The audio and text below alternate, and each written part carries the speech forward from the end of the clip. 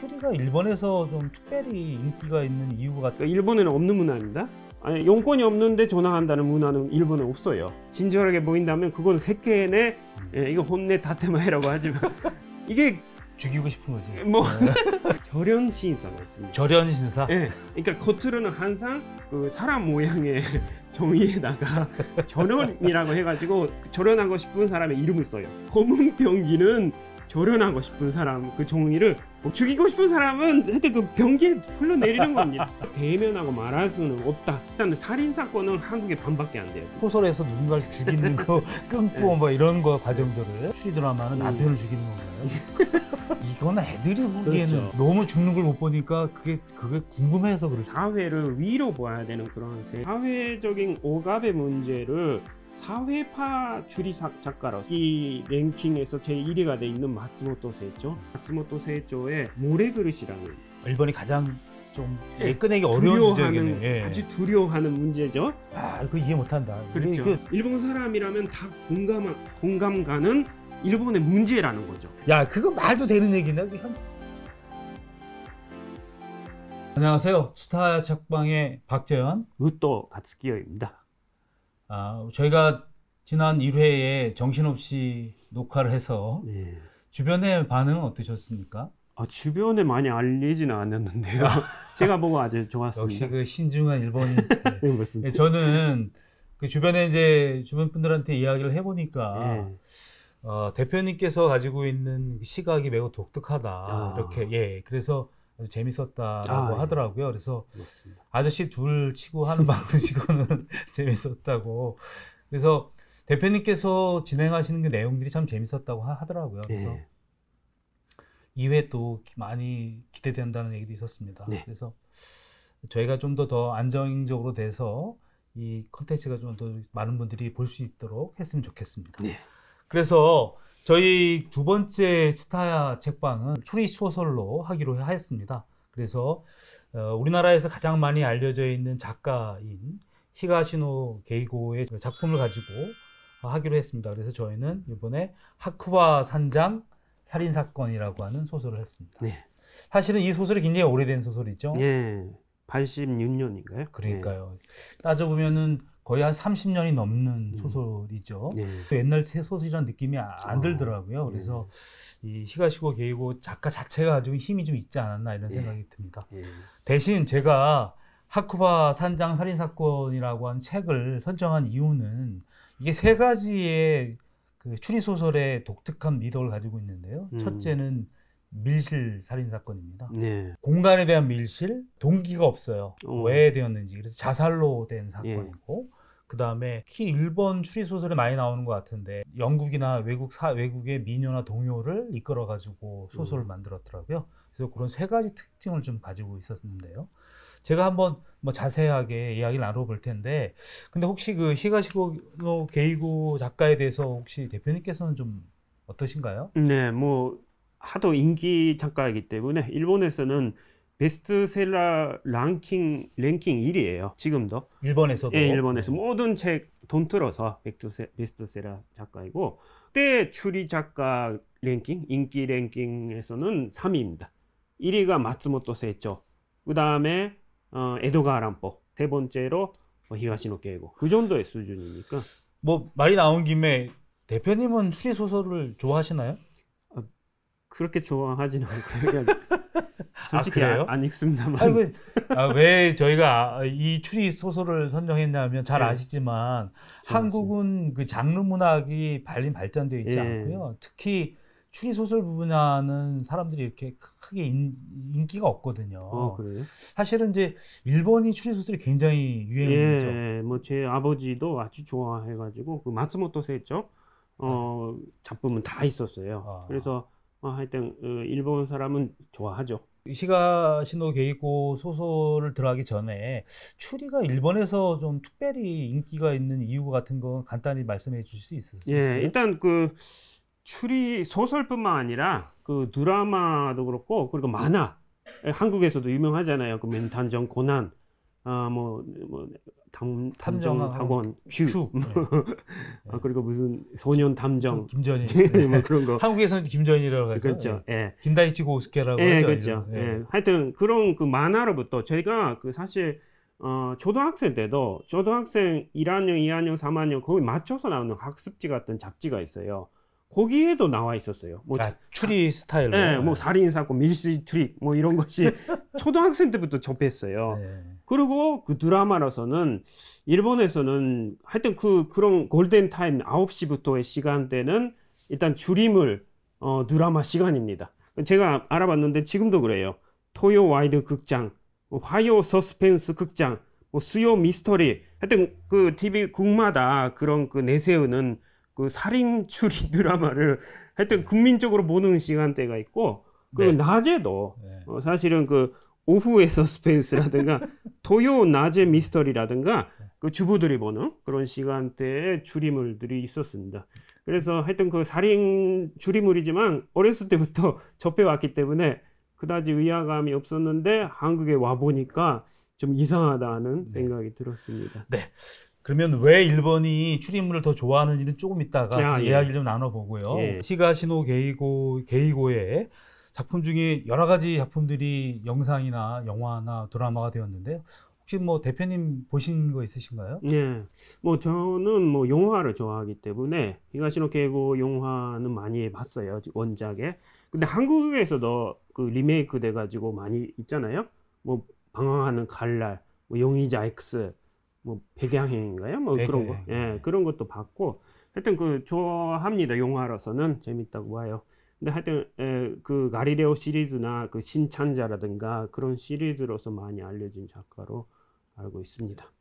네, 뭐 갈릴레오 시리즈 같은 경우는 이제 그 어떤 공과대학 교수가 사건을 그 경찰한테 의뢰받아서 실험실에서 푸는 뭐 이런 내용들이 있어서 되게 재밌게 본 것 같아요. 그래서 특히 이 히가시노 게이고 같은 경우는 사실 저는 원래 그 드라마 갈릴레오 시리즈를 보고 거꾸로 이제 소설로 간 케이스입니다. 그래서 특히 이 작가 같은 경우는 한중일 모두에게 큰 인기가 있어서 뭐 용의자 X의 헌신 같은 경우는 일본에서 나왔었고 우리나라에서도 용의자 X의 X라고 하는 이름으로 나왔었죠. 그래서 아마 흔하지 않게 삼국 모두가 좋아하는 그런 작가이기도 하죠. 자, 오늘 그 작가가 썼던 이 하쿠바 산장 살인 사건에 대해서 간단하게 하나 말씀드리고 그다음에 본 얘기 들어가도록 하겠습니다. 하쿠바 산장 살인 사건은 나오코라고 하는 그 대학생, 여대생인데 1년 전에 오빠가 이 하쿠바 산장에서 죽습니다. 오빠의 기일에 맞춰서 그 산장에 찾아가게 됩니다. 그래서 자기는 오빠가 자살했을 거라고 생각하지 않는 거죠. 그래서 뭔가 이유가 있을 거라고 생각하고 자기 친구 마코토라고 하는 친구 둘이서 같이 두 명의 여자가 하쿠바 산장에 가서 그 오빠의 죽음이 어떻게 일어났는지 알아보는 과정들입니다. 오빠가 죽은 그 방에 동생이 묵습니다. 오빠가 어떻게 죽었는지 알아보는 과정 속에서 살인 사건이 벌어지는 거죠. 경찰이 찾아오게 되고 그래서 이제 사건이 벌어지게 되는 겁니다. 그러면서 이 산장은 각각마다 머더구스라 그래서 그 영국의 동요더라고요. 동요가 각 방마다 있으면서 그 방에 그 동요에 숨어져 있는 미스테리를 풀어가면서 사건을 가까우는 그런 과정입니다. 뭐 더 자세한 얘기는 스포일러가 될 텐데요. 네네. 두 가지 트릭들이 있던데 저도 좀 매우 좀 이렇게 이거였어? 라고 놀랐던 경우입니다. 아주 전형적인 추리 소설이죠. 그래서 아주 재밌게 읽었어요. 히가시노 게이고 같은 경우도 추리 소설이 예전에 쭉 변하다 요즘은 뭐 심지어는 SF 형태로도 소설이 나오더라고요. 이렇게 나옵니다. 그래서 오랜만에 사실 이거 준비하면서 재밌게 읽었습니다. 하쿠바 산장에 대해서 이야기를 나눴는데 뭐 추리소설에 대해서 나왔는데 자 그러면 왜 일본은 한국과 달리 이렇게 추리소설이 인기가 많을까요?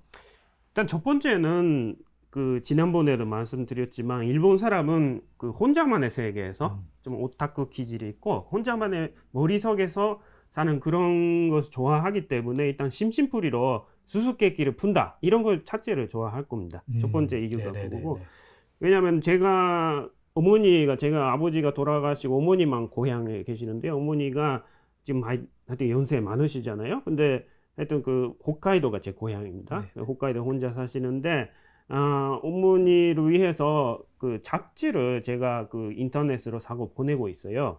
하여튼 그런 잡지 속에서 뭐가 소감이 나오냐면은 제가 사실 어머니에게 매일 전화 드리고 있어요. 그 안부 전화를 한국에서처럼. 예, 한국에서 배워가지고 그 일본에는 없는 문화입니다. 예. 전화하는 문화가? 예, 뭐 부모님께 용건이 없는데 전화한다는 문화는 일본에 없어요. 예, 오히려 전화하면 놀라겠네요. 그렇죠. 근데 하여튼 이거는 한국 문화다 하면서 매일 전화 드리고 있는데 잡지를 보내고 뭔가 화제가 나오면은 꼭 그 수도쿠라고 수도쿠 알죠?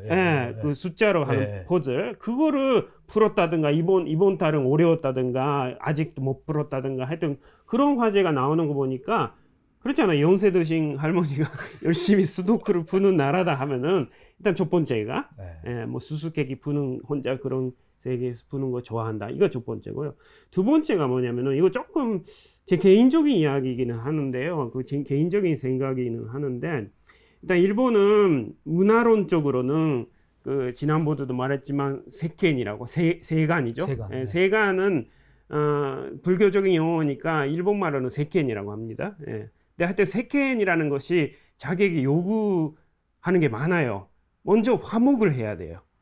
남의 험담을 하면 안 되고 겸손해야 되고 뭐 인사 잘해야 되고 하여튼 일본 사람 다 겸손하게 보이거나 친절하게 보인다면 그건 세켄의 요구가 그렇다는 거예요.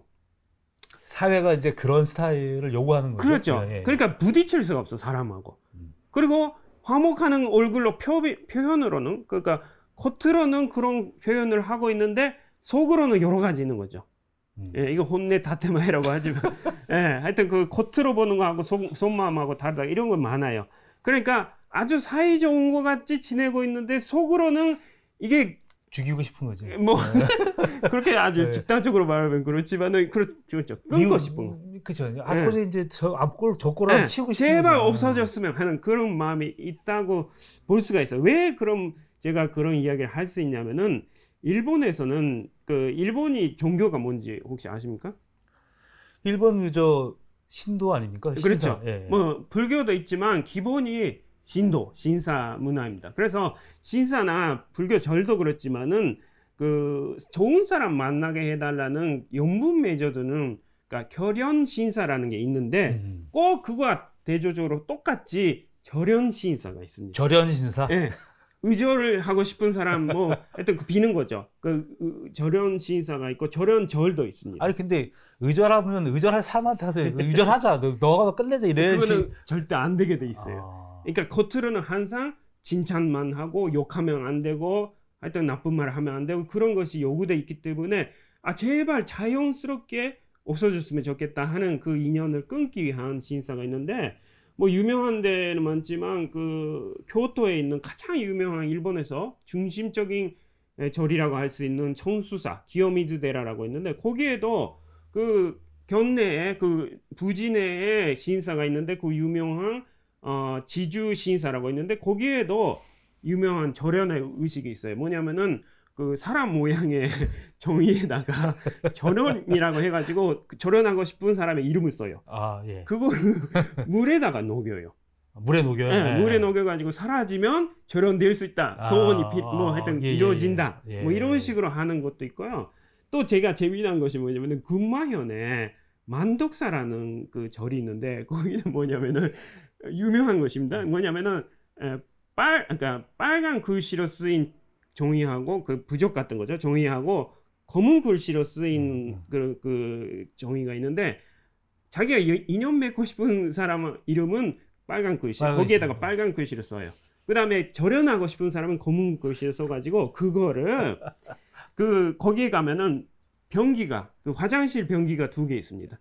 검은 변기는 절연하고 싶은 사람 그 종이를 거기다 흘러내리고 이쪽 그 흰 변기는 인연 맺고 싶은 사람 하여튼 그 죽이고 싶은 사람은 하여튼 그 변기에 흘러내리는 겁니다. 그렇게 해가지고 하나의 저주죠. 그렇게 해가지고 까지 그 종교적인 그런 이유까지도 하는 그런 거 있으니까 아무래도 그 만덕사 가면은 누군가 절연하고 왔겠다. 사람들은 그 일본 사람들은 그렇게 생각할 수도 있겠네요. 하도 뭐 그 유명한 그렇죠. 데니까. 아니 뭐 이름 맺을 수도 있으니까 일단은 그치. 예, 그런 두 가지지만 그러나 하여튼 일본 사람한테는 그 두 가지가 항상 있고 그것을 직접 대면하고 말할 수는 없다 하는 이유가 있기 때문에 아무래도 그런 살인하는 예. 근데 의외로 일본은 그 살인 수가 적습니다. 아니 그러니까 저는 하도 이제 일본 드라마에 하도 사람을 죽이길래 그렇죠. 알아봤는데 일본은 세계적으로 살인 사건 비율이 적고 그렇죠. 범인 공개율도 엄청 높더라고요. 예. 그래서 일본에서 사실 범죄가 거의 없다고 하던데. 뭐 그렇게 볼 수는 없지만 일단 살인 사건은 한국에 반밖에 안 돼요. 그리고 아주 적습니다. 아 그렇습니까? 예, 그만큼 화목을 요구하는 사회이기도 하고. 아니 그러니까 그 사회에서 누군가 죽였다면 아주 엄청난 일이겠군요. 그렇죠. 못 살죠. 뭐 자살하는 거나 마찬가지니까. 하여튼 그런 것 때문에 두 번째가 그렇게 사람을 인형 끊고 싶은 마음 때문에 그런 살인 드라마가 유행하는 거 아닌가. 그러니까 이제 끊고 싶고 이러는데 현실에서 못 하니까 그렇죠. 소망. 그 추리 소설에서 이제 죽이는 거군요. 죽이고, 예. 어쨌든 그때 내가 지금 아까 대표님께서 절연사에서 글을 쓰듯이 소설에서 누군가를 죽이는 거 끊고 뭐 이런 거 과정들을 바람이죠. 그래서 그렇게 드라마도 시간대별로 이렇게 많이 보는 거군요. 그러면 아까 그 말씀 중에 낮 시간에 주부들이 보는 추리 드라마는 남편을 죽이는 건가요? 뭐 그런 것도 있지만 여러 원만하는 것을 원한을 풀고 하는 그런. 그러니까요. 대표님 아까 말씀하셨지만 저는 그래서 사실은 그 명탐정 코난이라든가 탐정인 큐 보면은 이거는 애들이 보기에는 그렇죠. 명탐정 코난도 얼마나 어린애가 많이 죽는 걸 봅니까? 그러니까 이 문화 자체가 그래서 아니면 너무 죽는 걸 못 보니까 그게 궁금해서 그럴 수도 있겠다. 일단 픽션의 세계로서 그렇지. 그렇게 끊어내고 뭐 이런 것들. 그리고 세 번째가 뭐냐면은 사실은 일본의 그러한 좀 사회, 지난번에도 말씀드렸지만 사회를 위로 봐야 되는 그러한 세계에서 억압되는 마음이 크잖아요. 그런 사회적인 억압의 문제를 사회파 추리 작가로서 그런 것을 표현하는 좀 무거운 주제. 그러니까 이거는 기가시노 케이고의 초기 작품이니까 개인적인 문제죠. 개인적인 두뇌 굴림의 그렇죠, 그런 문제이지만 요즘은 사실 5월달에 한국에서 이렇게 상연됐는데 기도의 막이 내릴 때 이게 기가시노 케이고의 작품이지만 그런 것 같으면은 아주 사회 문제를 다루거나 해서 사회파 미스터리 같은 것도 기가시노 케이고도 쓰고 있어요. 그 중에서 가장 유명한 게 아까 말했지만 그런 그 인기 랭킹에서 제1위가 돼 있는 마츠모토 세이조. 마츠모토 세이조는 뭐 대가죠. 히로시마 현인가 그 출신이. 그래가지고 하여튼 그 모든 사회 문제를 파고드는 그러한 파고 들어가는 그러한 어떤 무거운 주제를 푸는 데 있어서 많이 작품을 남긴 사람입니다. 근데 그 사회파라고 하시면 한국에서는 그 유사한 표현인데 참여 문학 뭐 이런 거 있잖아요. 그런 거 좀 비슷한 건가요? 참여 문학? 그러니까 현실을 참여하고 뭐 이런 현실 문제를 다루고 문학적인 가치가 높다. 추리 소설이지만 장르 문학으로서는 있지만 그래도 그 속에서 문학적인 순수 그런 테이마가 된다는 그런 거죠. 그리고 뭐 좀 작가님 작품 중에 뭐 좀 괜찮은 그런 류의 사회파 작품들 같은 거 뭐 대표 생각나시는 게 있으신가요? 그러니까 사실 제가 5월달에 그 기도의 막이 내릴 때 그거를 봤을 때 아주 비슷하다고 생각난 그 작품이 있었어요. 그게 마츠모토 세이조의 61년도에 쓴 작품인데 모래그릇이라는 작품이 있어요. 모래그릇. 이거는 74년도에 일본에서 영화화가 돼가지고 아주 일본의 70년대 영화 대단한 영화가 많은데 그 중에서도 아주 역사적인 그러한 그 영화도 돼 있고요. 그게 그 드라마화도 그 후에도 7번 드라마화돼 있습니다. 동일한 작품이에요. 작년에도 있었어요. 아주 유명한 일본의 인기 배우들이 나와서 2019년에도 모래 그릇이 다시 리메이크 돼가지고 그 정도로 아주 유명한 작품인데, 그게 뭐냐면은 그 기도의 막이 내릴 때 그것이 일본에서 나와가지고 인기가 됐을 때 이것은 모래 그릇과 비슷한 색깔을 띠고 있다 하면서 그런 화제가 된 거예요. 그게 뭐였냐면은 모래 그릇이 사회에 배제당하는 사람의 문제를 지급하고 있습니다. 일본이 가장 좀 꺼내기 어려운 주제이겠네요. 아주 두려워하는 문제죠. 뭐냐면은 완따라든가 하여튼 그 일본에서는 옛날 마을 발부라고 했는데, 마을에 살면서 그 마을의 과목 속에는 못 들어가게 하는 그런 그 배제 문화가 있어요. 그게 뭐냐면은 그 주인공 아버지가, 그러니까 범인이죠. 범인 아버지가 한센병에 걸립니다. 한센병. 토호쿠 그 동북 지방의 추운데 원래 살다가 그 마을에서 병이 발병돼 가지고 그 먼저 엄마가 집을 나가요. 도망갑니다. 근데 그 아버지가 그 병에 걸렸다는 거 가지고 아들 하나인데 하여튼 마을에서 하여튼 돌 던져 가지고 이렇게 쫓겨납니다. 쫓겨나서 일본을 반난 생활을 하면서 마지막에 시마네현으로 가가지고 거기서 아주 의인을 만납니다. 아주 친절한 의인을 만나는데, 그때 당시 경찰관이었던 아저씨인데, 그 아저씨가 그 고지같이 돼 있던 그 두 부자를 돌봐줘가지고 아버지는 치료를 받아야 되니까 시설에 보내고 아들은 양자로 삼아서 그 집에서 키우기로 합니다. 근데 문제는 그 너무 반난 생활을 하면서 상처가 많아요, 아들이. 애기가. 어린아이인데 뭐 9살 정도의 나이인데 너무 마을마다, 사실은 일본에서는 그때 당시 팻말이 걸려 있어가지고 마을 입구에 거지, 전염병 환자 거절 뭐 이런 식으로 못 들어가게 그 출입 금지로 해가지고, 너무 그런 사회적인 그 사람을 못 믿게 된 경험 때문에 그 집을 나가버려요.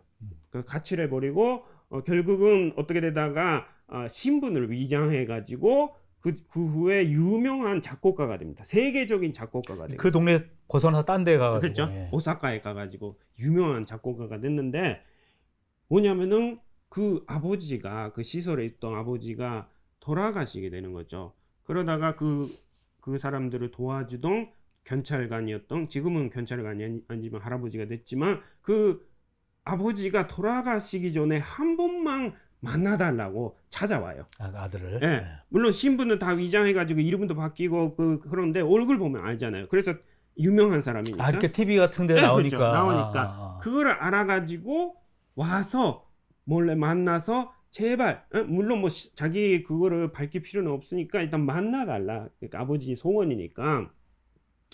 그런데 그 경찰관이었던 그 아저씨를 죽여버려요, 그 자리에서. 그 누가, 그 음악가가? 막. 왜요? 그러니까 자기 그게 신분을 알고 있으니까 그게 드러날까봐 두려운 거죠.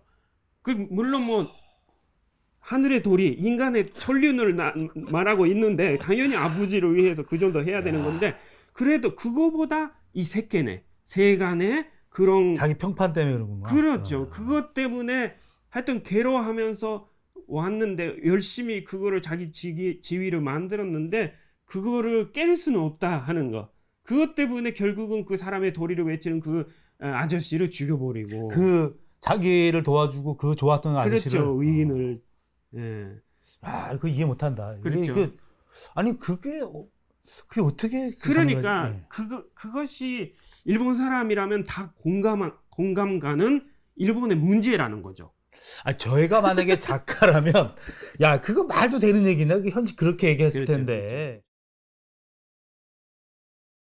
네, 우리 유튜브 좋아요, 구독, 알림 설정 많이 부탁드리겠습니다. 여러분 감사합니다. 감사합니다.